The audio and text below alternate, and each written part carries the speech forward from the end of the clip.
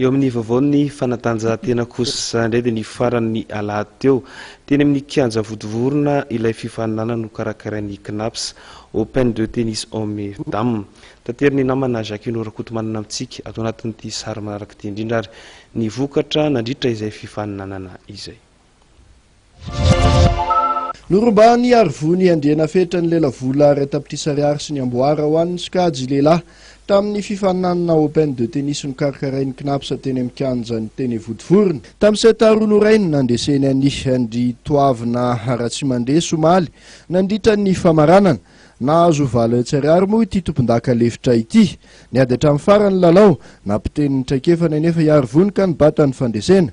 Teo amin'ny sokajy vehivavy indray dia Sarika Radilve no tompondaka rehefa nibata fandesena nanoloana ny fity Ravoniandro. Taka ny teo amin'ny sokajy lehilahy any dia tamin'ny 7 noray no nisarahany izy roa vavy reto tamin'ity famaranana ity. Taorian'ny fifaninanana dia nilaza ny fahafaham-pon'ny mpikarakara nanamafy izy ireo fa natao nietsika tahaka izao hampivoarana hatrany ity taranja ity.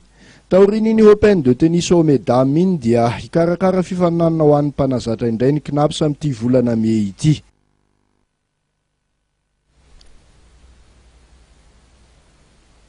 Tapitra ny vaovao zao alina izao ripijery ajaina isaorany isika teny tokantrano na hatranjery hatramin'ny farany mamin'ny fotoanao ny sampana fampalalam-bovoan'ny fahitalavitra amin'ny TV eo amin'ny rahampitso indray veloma tompoko.